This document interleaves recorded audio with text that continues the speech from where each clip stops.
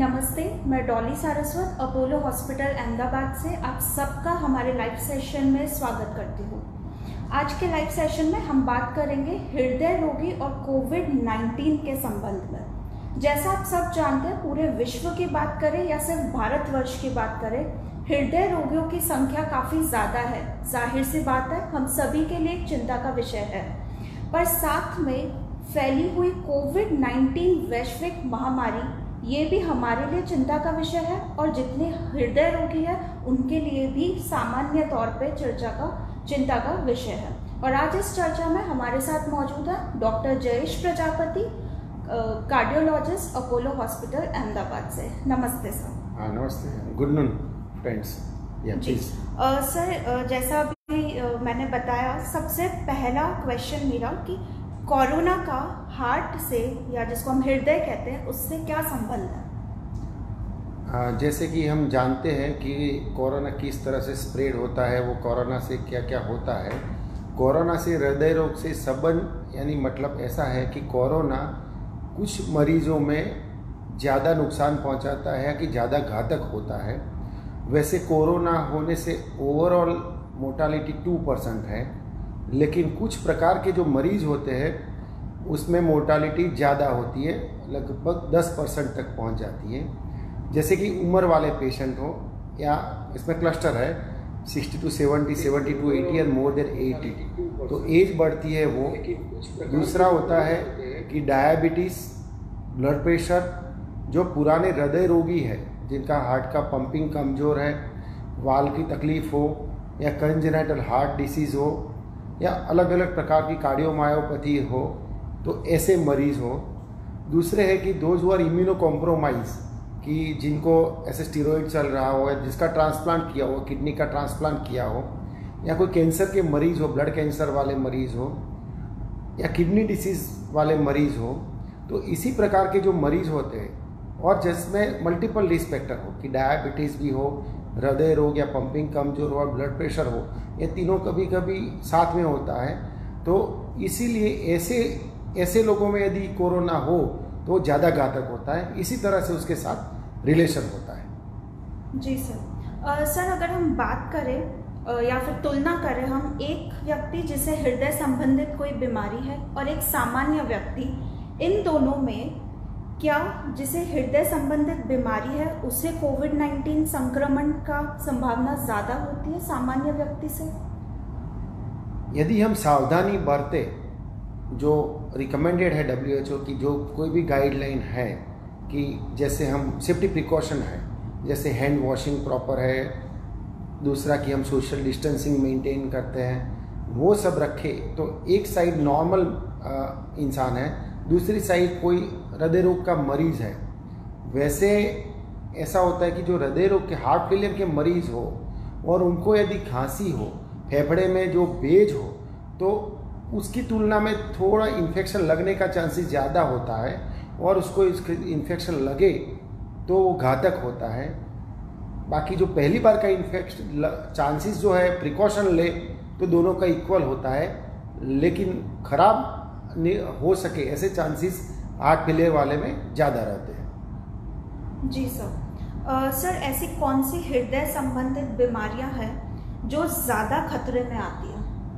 हाँ, हृदय की कुछ बीमारियां ऐसी है कि जिन लोगों को इसे संभालना चाहिए। एक, जिसको कि हार्ट का पंपिंग कमज़ोर हो, डायलेटेड कार्डियोमायोपैथी हो, या अटैक की वजह से जिनका पंपिंग कमज़ोर हुआ हो, जिनकी धड़कन इरेगुलर होती हो और पंपिंग कमज़ोर हो, हाइपरट्रॉपिक कार्डियोमायोपैथी हो, कंजेनिटल हार्ट डिसीज़ हो, बचपन से जैसे कि पर्दे में छेद होना, ऐसा कुछ होता है, और ब्लड प्रेशर के साथ भी हार्ट का पंपिंग कमज़ोर होता है, तो ऐसे मरीजों को संभालना चाहिए इस समय में। जी सर। सर, एक क्वेश्चन काफ़ी समय से मेरे मन में भी था कि क्या कोरोना वायरस किसी भी तरीके की हृदय संबंधित बीमारी कर सकता है या नहीं कर सकता है?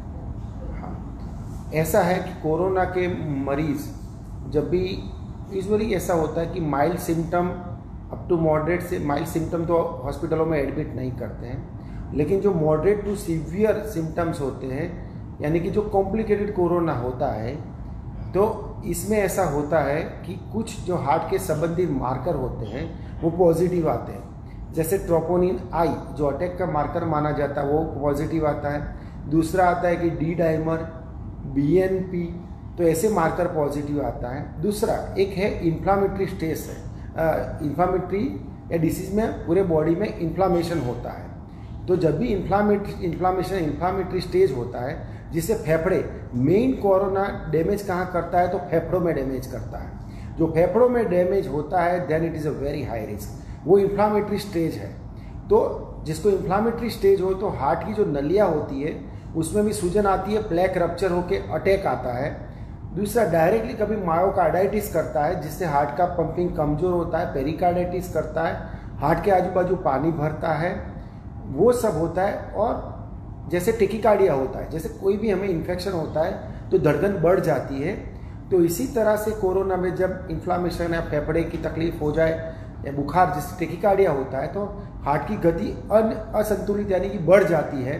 तो ऐसा टेकीएरिथमिया होने के चांसेस होता है। वेरी रेयरली लास्ट लिप रेडिएज में होता है और वेरी रेयरली पल्मोनरी एम्बोलिज्म, और फेफड़े की वजह से हार्ट के ऊपर भी प्रॉब्लम आ सकता है। तो इसी प्रकार से कोरोना है वो हार्ट को इफेक्ट करता है। जी सर। सर ऐसे कौन से लक्षण हैं जिनसे पता लगाया जा सकता है कि हमें या तो हार्ट अटैक हुआ है या फिर कोई हृदय संबंधित बीमारी हुई है? जैसे कि हम मानते हैं कि अटैक होता है, हम कोरोना के लक्षण तो हमें पता है कि बुखार ऑलमोस्ट हर किसी को होता है, mild to moderate degree, dry cough होता है।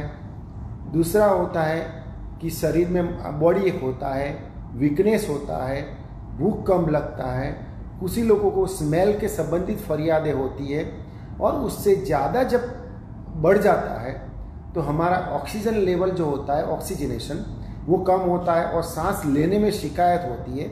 और जब प्रॉब्लम बढ़ जाती है तो अब मरीज को वेंटिलेटर पर रखा जाता है। तो एक बात हुई कि कोरोना का ये जो लक्षण है वो हुए। जी सर। सर हृदय संबंधित बीमारी के बारे में अगर हम देखें, जैसा आपने बताया कि हार्ट अटैक हो गया, टेकिकार्डिया हो गया, एरिथमिया हो गया, कुछ हृदय रोगी ऐसे भी होते हैं जिनको हृदय संबंधित बीमारी के साथ साथ डायबिटीज़ भी होता है, तो वो ज़्यादा खतरे की श्रेणी में आते हैं अभी कोरोना वायरस से रिलेटेड। आपका अगला जो क्वेश्चन था उसका दूसरा पार्ट अधूरा था जो मैं आपको बता देता हूँ। एक था कि उनको अटैक आया तो कैसे मालूम होता है। तो अटैक के लक्षण तो सेम ही होते हैं कि पूरी छाती भारी होती है, गला भींचता है और हाथ में दर्द होता है। अकेले मार्कर पे हम रिलाई नहीं कर सकते क्योंकि कोरोना में भी ट्रोपोनिन आई पॉजिटिव आता है। तो ऐसे मरीजों में लेवल ऑफ ट्रोपोनिन आई, साथ में हम ECG भी देख लेते हैं, इलेक्ट्रोकार्डियोग्राम देखते हैं, दूसरे मार्कर कराते हैं, ज़रूरत पड़ने पर इकोकार्डियोग्राफी करवाते हैं। और कभी कभी ऐसा भी मालूम हुआ है कि पेशेंट प्रेजेंट अटैक जैसे ही हुआ होता है, हम एंजियोग्राफी करते हैं तभी पता लगता है कि नलियों में इतना कुछ ब्लॉक नहीं है, खाली सूजन ही है या एक आध माइनर प्लेक है। तो कभी कार्डियोलॉजिस्ट भी इवन धोखा खा जाते हैं कि कोरोना में हर कोई सीख रहा है, ये बीमारी पुरानी नहीं है। तो हर जगह ऐसा होता है कि कार्डियोलॉजिस्ट अटैक मान के हम एंजियोग्राफी के लिए ले लेते हैं, फिर बाद में पता लगता नहीं है तो कोरोना की वजह से होता है। तो इसीलिए हम डॉक्टर क्या होता है कि एक चीज़ पे रिलाई नहीं करते, मार्कर देखते हैं, कार्डियोग्राम देखते हैं, सिम्टम देखते हैं और इसके बाद में हम डिसाइड करते हैं कि अटैक है या नहीं।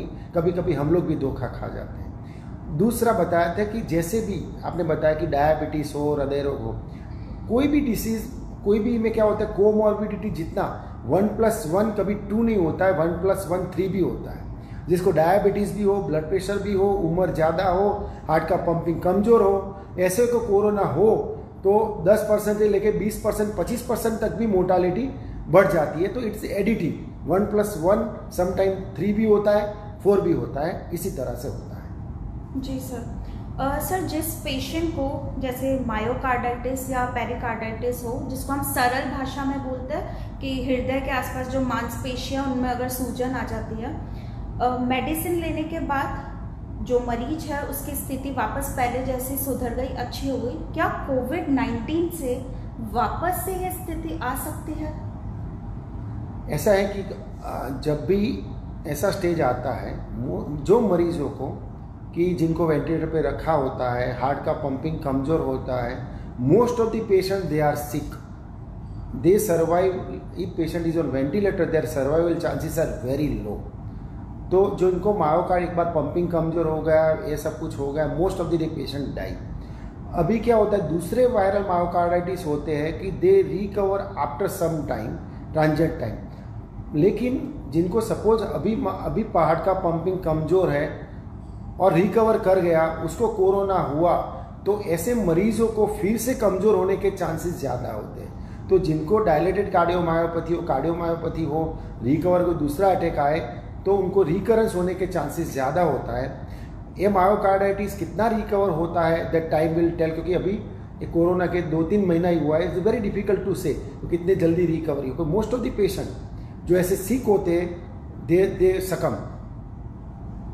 जी सर। सर एक मिथ है कि जितने भी हृदय रोगी हैं उनकी मृत्यु कोविड-19 से अवश्य हो ही सकती है, तो क्या इसमें कितनी सच्चाई है? आपका क्वेश्चन? जितने भी हृदय संबंधित रोगी हैं उनकी मृत्यु कोविड-19 से हो सकती है। ऐसा नहीं होता कि हर कोई आदमी 80+ है या उसको हृदय रोग है या डायबिटीज है तो कोविड हुआ तो मर ही जाएगा। क्योंकि एक चीज़ है, एक कोरोना से लड़ाई कैसे लड़ सकते हैं कि अकेली सरकार है, अकेली दवाइयाँ, डॉक्टर, कोई तुम्हारी लड़ाई नहीं लड़ेगा।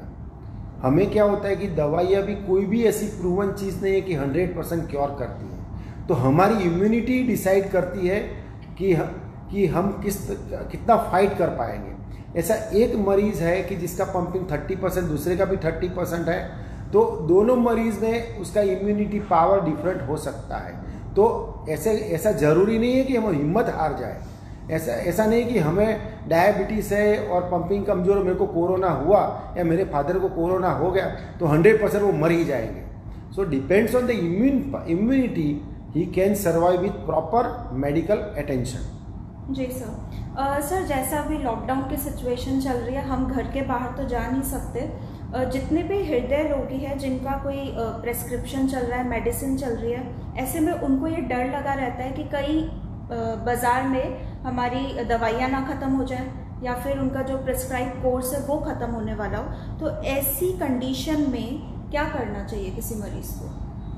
यूजुअली जो लोग ब्लड प्रेशर है, डायबिटीज़ है, हृदय रोग, जो क्रॉनिक बीमारी वाले पेशेंट होते हैं, तो उनके पास जो प्रिस्क्रिप्शन होता है, यूजुअली डॉक्टर्स होते हैं 3 महीने 6 महीने या लाइफ टाइम पता ही होता है मरीज़ को कि दवाई लेते रहना है।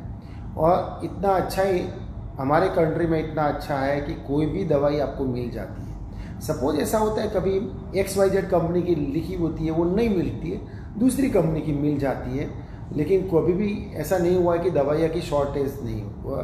बाय चांस ऐसा हुआ है कि कोई पेशेंट रिमोट प्लेस में रहता है तो एक दवाई नहीं मिलती, तो आजकल इतना अच्छा है कि हमारा मोबाइल कॉल, व्हाट्सअप है, तो आप डॉक्टर से मैसेज कर सकते हैं और डॉक्टर आपको इसका दूसरा, एक कंपनी की नहीं है या एक दवाई नहीं है तो दूसरा ऑप्शन भी आपको भेज सकता है और वो दवाई आपको कंटिन्यू करना है।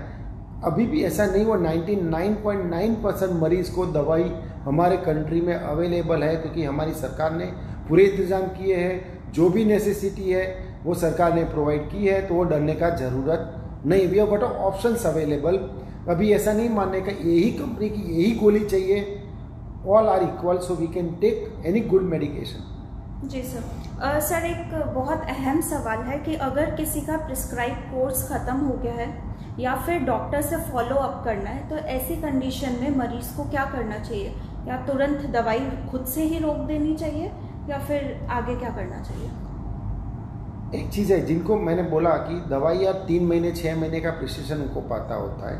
मोस्ट ऑफ जो पुराने पेशेंट होते हैं उनके पास स्टॉक होता है। उनको इतना पता रहना चाहिए कि दवाई मेरी हफ्ते बाद ख़त्म होती है, तो हफ्ते पहले से इंतज़ाम करने की तैयारी कर ले कि किसी से मंगाना हो तो मंगवा ले। जैसे एक आध गोली नहीं मिली, 2 गोली नहीं मिली, तो कभी एक दुकान से नहीं तो दूसरे दुकान से, दूसरे सिटी से, कहीं से भी मिल सकता है। दूसरी चीज़ कि प्रिसिशन एक्सटेंशन, कि हम लोग कोई भी जगह पे, कोई भी डॉक्टर आपको व्हाट्सएप के जरिए आपका प्रिस्क्रिप्शन मंगा लेगा बोल देगा आप इतना इतना चेंज कर दो, सामने टेक्स्ट मैसेज करेगा जिससे आपको पता लग जाए क्या चेंज किया है। कभी लिखाई में या पढ़ने में प्रॉब्लम नहीं आती क्योंकि टेक्स्ट मैसेज करते हैं। तो this is the best thing. और डॉक्टर के पीछे भागने की ज़रूरत नहीं कि आपको बता के, क्योंकि आजकल इतना अच्छा है कि डॉक्टर आपको फ़ोन पे सुन लेगा और आपको उसी मुताबिक ही दवाई लिखेगा। तो अननेसेसरी पैनिक ही होके यदि आपको कोई तकलीफ नहीं है तो डॉक्टर के क्लिनिक पे आने की जिद नहीं करें। व्हाट्सएप पे या मैसेजेस से आप अपना काम बना लें, वही बेटर रास्ता है। जी सर, इन सारी बातों के अलावा एक सबसे महत्वपूर्ण चीज़ है कि हमें इस समय क्या सावधानी बरतनी चाहिए। ऐसे में जो भी हृदय रोगी है या फिर कोई सामान्य व्यक्ति है, इनको क्या सावधानी बरतनी चाहिए? तो कोरोना से सावधानी बरतने का आजकल बहुत सारे मैसेज जो मोस्ट ऑफ द लिसनर या व्यूअर्स को पता होगा कि हम लोग क्या क्या गवर्नमेंट की एडवाइस है, WHO की, ICMR की एडवाइस क्या क्या है, वी नो डैट। तो हमें क्या करना है, एक चीज़ है कि ये जो it's highly contagious virus, highly contagious means कहीं से भी लग सकता है। तो जैसे कि हम कहीं पे भी छुए, कोई भी सरफेस होती है तो सरफेस पे वायरस पड़ा रहता है। वो डिपेंड्स, आप कहीं से भी आपको माहिती मिल जाएगी कि कुछ सरफेस पे ग्लास पे होता है वो ज़्यादा टिकता है, प्लास्टिक के, पेपर पे, कहीं पे भी कितना टाइम टिकता है। तो ऐसी जगह पे टच करके हम सीधे मुंह पे, हमें क्या होता है कोई भी चीज़ हाथ होता है कहीं भी लगाते, फिर मुंह पे, आंखों पे लगाते। तो हाथ को अननेसेसरी मुंह, नाक या आँख पे लगाने से बचना चाहिए। तो पहली चीज़ ये हुई। दूसरी चीज़, जो ऐसी सरफेसिस है कि हमारे घर में भी इसको फ्रीक्वेंट क्लीन, जैसे कि डोर हैंडल होता है, टेबल होता है, तो वो सबको रिपीटेडली डिसइंफेक्टेंट से सरफेसिस है उनको क्लीन करना चाहिए। दूसरी चीज़, हमारे जो हैंड्स होते हैं फ्रीक्वेंटली वॉश करते रहना चाहिए कि आइदर अच्छे सैनिटाइजर से, हमारे यहाँ सपोज सैनिटाइजर नहीं है तो हम वार्म वाटर से, सिंपल जो सॉप होता है उससे 20 सेकंड तक हाथ को चारों ओर से अच्छी तरह से वार्म वाटर से वॉश करना है। दूसरी चीज़ मैंने बोला कि मुंह या ऐसी वहीं पे जो टचिंग है वो अवॉइड करना है। तीसरी चीज़ कि मास्क के बारे में, जो किसी भी को भी ऐसे बुखार हो या खांसी की शिकायत हो, हमारे घर में भी जो किसी को ऐसा हो तो उसको मास्क पहनना चाहिए। हो सके तो उससे डिस्टेंस बनाए रखना, डेट इज बेस्ट थिंग। किसी भी आदमी से हमें कुछ ऐसे रिकमेंडेशन है कि 2 मीटर्स या मिनिमम 1 मीटर्स तक डिस्टेंस मेंटेन करना है। हमें खांसी हो तो मुंह से पहले हम ऐसे करते थे, ऐसे नहीं करना है, हमें ऐसे रिवर्स ऐसे करना है जैसे वही हाथ हमें फिर से नहीं लगे। तो उसी तरह से खांसी आए तो करना है। और मास्क रिकमेंडेशन ऐसा है कि अचूक पहनना चाहिए जिससे हमें दूसरे का भी संक्रमण नहीं लगे और हमारा भी कोई हो तो संक्रमण दूसरी जगह पे नहीं जाए। चौथी चीज़ कि हमें ऐसे जरा भी सिम्टम्स हो तो मेडिकल एडवाइस लेते रहना चाहिए। दवाइयों के बारे में we should not do the self medication. कुछ बुखार आए तो हमें पैरासीटामोल लेना है। Avoid NSAIDs. मैं ऐसा मानता हूँ कि वो जो खास करके जो जॉइंट पेन वाले मरीज होते हैं, ऑर्थोपेडिक प्रॉब्लम वाले मरीज होते हैं, वो स्टीरॉयड लेते हैं और वोवेरान यानी कि डाइक्लोफेनाक। तो एनेसाइड्स हो सके तो डॉक्टर से बात करके अवॉइड करना है और इसकी जगह पे हम पैरासीटामोल से काम चला ले तो उसी तरह से हमें करना है। और हमारी जो पुरानी मेडिकेशन है वो हमें कंटिन्यू करनी है। दूसरी चीज़, हमें प्राइवेट मीन्स पब्लिक प्लेसेस पे, अभी तो गवर्नमेंट ने बैन ही लगाया है, पब्लिक प्लेसेस में नहीं जाना है, ट्रैवलिंग अवॉइड करना है और सोशल डिस्टेंसिंग हमें मेंटेन करना है। जी सर, इससे रिलेटेड एक सबसे अहम चीज़ है, जो हृदय रोगी होते हैं उनमें डाइट का भी एक बहुत अहम रोल होता है। तो इस समय लॉकडाउन के सिचुएशन में कौन सी डाइट उनको लेनी चाहिए? एक बात बताता हूँ, कोई भी चीज़ हो, मैं उसका आंसर थोड़ा लंबा दूंगा, एवरी पर्सपेक्टिव, कि कोई भी मरीज हो और कोई भी इंसान हो, आजकल किसी को भी तुम लॉकडाउन में एक घर में डाल दोगे तो क्या होगा? हम 21 दिन से या 30 दिन से lockdown, this is a good thing. हमें उसे अच्छी तरह से करना। ऐसे नहीं कि हम बैठे बैठे खा करें और कुछ नहीं करें, कि हम बहाने ढूंढते रहते हैं कि एक्सरसाइज मैं कैसे करूं, क्या करूं। एक चीज़ हमें याद रखना है कि we should be emotionally physically well being. Economics तो बाद में है, वो सबकी जिम्मेवारी है, लेकिन हम we should be emotionally and physically well being. और तो क्या करना है, तो पहली चीज़ है कि फिजिकल वेल बीइंग के बारे में बात करूंगा। फिजिकल वेल बीइंग मैंने बोला कि अच्छी हैबिट्स रखना है, जैसे मैंने बोला हैंड वॉशिंग, हाइजीन, वो सबका बात हो गया।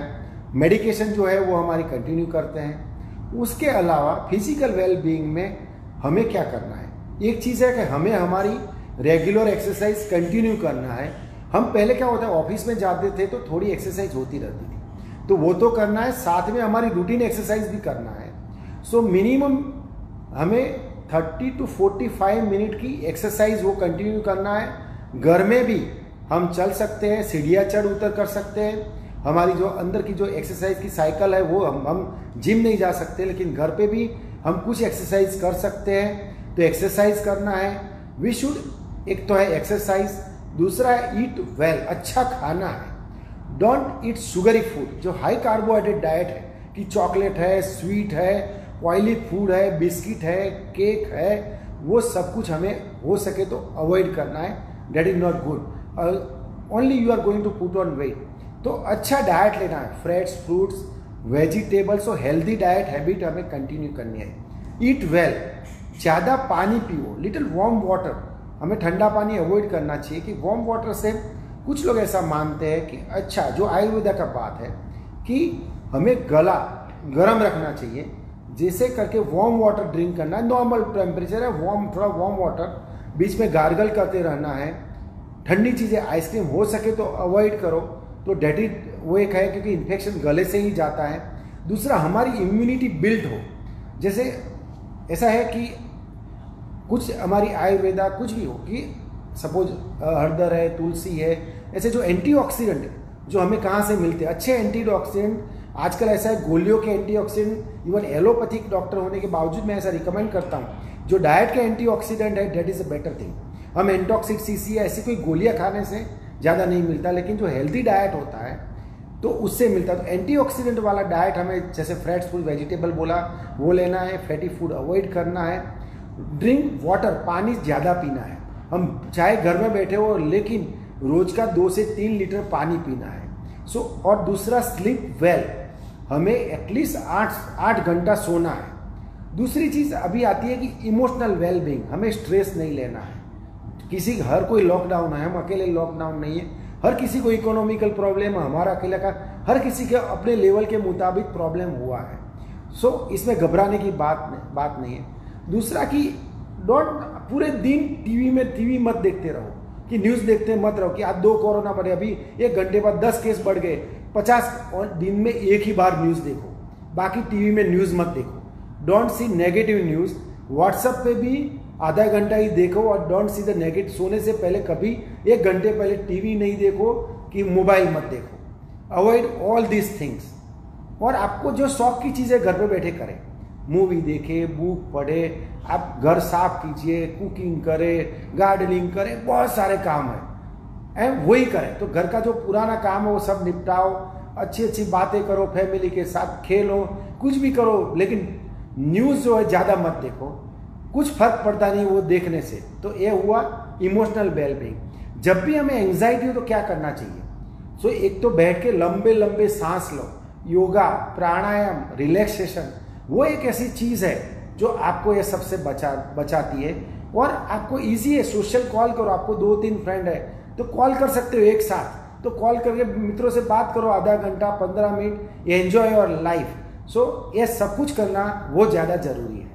जी सर, मतलब कि हम ज़्यादा स्ट्रेस नहीं लें, जिससे शारीरिक और मानसिक स्थिति दोनों बनी रहे। सर, जैसे अभी हमने लक्षण की बात करी थी कि आपने हमें कुछ लक्षण बताए जिससे ये पता लग सकता है कि हमें हार्ट अटैक आया है। इसी से संबंधित मेरा दूसरा सवाल ये है कि ऐसे कौन से लक्षण हैं जिससे कोई भी हृदय रोगी है वो ये खुद ही से पता लगा सकता है कि शायद मुझे कोविड-19 का इन्फेक्शन हो सकता है? दोनों डिफरेंट चीज़ है। एक चीज़ है कि कोविड-19 के वक्त मरीज हॉस्पिटल में नहीं आ सकते, कभी कभी घबरा के घर बैठे रहते हैं, कभी उसके रिश्तेदार को भी ऐसा टेंशन आ जाता है कि सच में उसको हॉस्पिटल ले जाऊँ कि नहीं ले जाऊँ, क्योंकि हर कोई डरा हुआ होता है, क्योंकि हॉस्पिटल आने से कोई भी आदमी डरता है। तो जो हृदय रोगी है, जिसके घर में फादर हो, मदर हो, कोई भी रिश्तेदार घर में हो, तो जैसा मैंने पहले बताया, ऐसे क्लासिक सिम्टम हो कि छाती में भारीपन हो, गला भी घबराहट हो, पसीना हो, नोजिया हो जो उनको पहले नहीं होता हो, और थोड़ा भी एक्सरसाइज सुबह नहाने धोने वक्त भी घबराहट हो जाए, छाती में दर्द हो, तो ऐसे को मेडिकल अटेंशन देना जरूरी है। ऐसा कुछ भी हो तो आप कोई भी, ऐसा नहीं है कि हॉस्पिटल सब बंद है, अच्छे अच्छे हॉस्पिटल सब इमरजेंसी, कोई भी डॉक्टर होता है, मैं हूँ या कोई भी मेरा कलीग होगा, तो कोई भी डॉक्टर इमरजेंसी वक्त आपको सहायता करता है। तो किसी भी मेडिकल आपको पहचानने वाले उससे फ़ोन करके उसकी राय ले सकते हैं। इमरजेंसी की सिचुएशन में अभी मैंने बोला, ऐसा कोई भी शिकायत हो तो नज़दीकी हॉस्पिटल में ले जाके आप मेडिकल अटेंशन या सारवार पा सकते हैं। और कोविड ऐसा नहीं है कि कोविड, मैंने बताया कि कोविड के सिम्टम अलग है, हृदय रोग के सिम्टम अलग है, तो दोनों में घबराने की वजह नहीं है। You can take medical advice properly, don't self medicate. और ऐसा नहीं हो कि परिस्थिति खराब हो जाए, आपने अटेंशन नहीं दिया और आपका रिश्तेदार सीरियस हो जाए, ऐसा नहीं होना चाहिए। तो वो हमारी जिम्मेवारी है।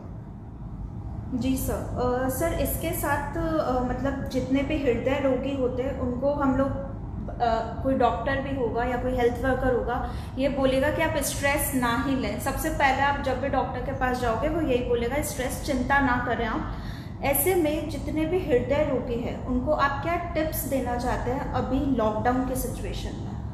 हाँ, मैंने बताया कि जो हृदय रोगी है, एक तो मैंने बोला कि उनकी जो रेगुलर लाइफस्टाइल है, कि जो अभी क्या होगा, हृदय रोगी जो घबरा के घर पे बैठा रहेगा और खाता रहेगा, एक्सरसाइज नहीं करेगा, दवाइयाँ रेगुलर नहीं लेगा, स्ट्रेस करेगा, और कोविड नहीं है तो कोविड की वजह से वो नहीं मरेगा, लेकिन अटैक की वजह से या दूसरे प्रॉब्लम से मरेगा, तो उससे कोविड से घबराने का नहीं है। जो करता है कि मैंने जैसे बताया कि रेगुलर उनकी दवाइयाँ कंटिन्यू करें, अच्छा हेल्दी जो डाइट है वो फॉलो करें, रूटीन एक्सरसाइज, वॉकिंग घर के अंदर या बरामदे में घुमा करें, वो करें, डाइट पे कंट्रोल करें, और जो मैंने बोला कि सिम्टम हो तो मेडिकल अटेंशन पाए, तो इसी तरह से ही बच सकता है। दवाई उसको बंद नहीं करनी है कि खुद कम नहीं करना है। कोई भी प्रॉब्लम हो तो डॉक्टर से, अपने जो डॉक्टर का नंबर हो तो डॉक्टर से वो राय ले। जी सर। सर इसी के साथ जितने भी यंगस्टर्स हैं अभी, उनके बीच में एक मिथ काफ़ी ज़्यादा जिसको हम कह सकते हैं पॉपुलर हो रहा है या बहुत ज़्यादा फैल रहा है, वो ये है कि अल्कोहल पीने से हम कोविड-19 से बच सकते हैं। इसमें कितनी सच्चाई है? Alcohol anyway is a hazard to body, so we cannot advise alcohol। ऐसा कुछ भी नहीं है कि, नहीं तो गवर्नमेंट पहले अल्कोहल की छूट नहीं देती, कोई भी मेडिकल में ऐसा नहीं है, लिटरेचर में, कि अल्कोहल से कोविड का खतरा कम होता है।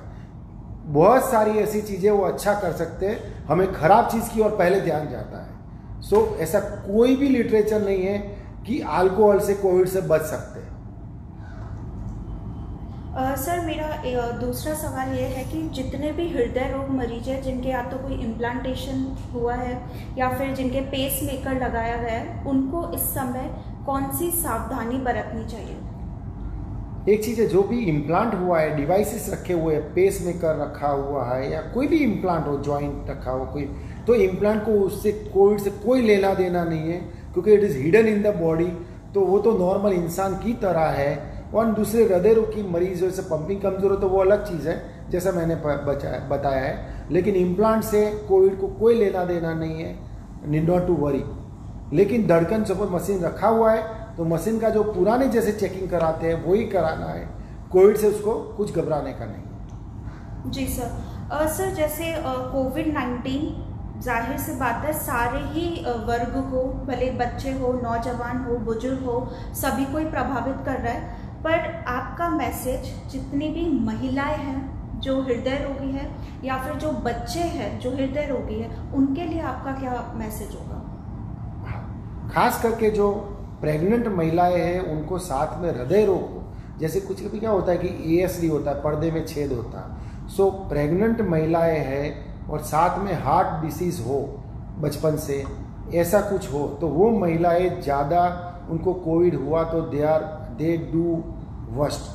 सो जो खास करके जो प्रेग्नेंट महिला मैंने बोला ऐसे हो तो उनको संभालना है। दूसरा, कुछ जगह पे ऐसा पाया गया है कि महिला को जो सेक्स डिफरेंस बोलते हैं मेल और फीमेल में, तो महिला को कोरोना लिटिल बिट जानलेवा हो सकता है।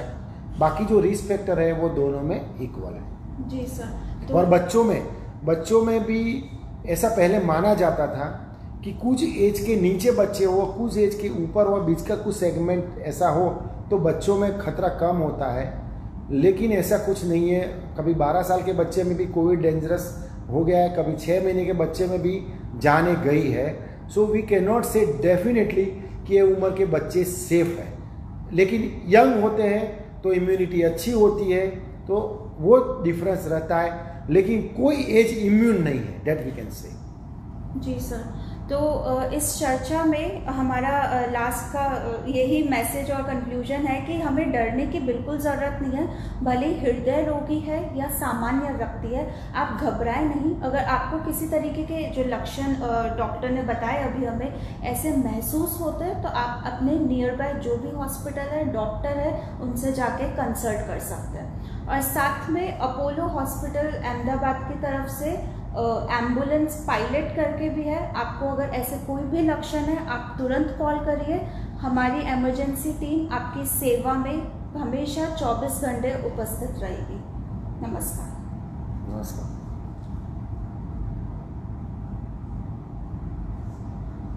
Final message.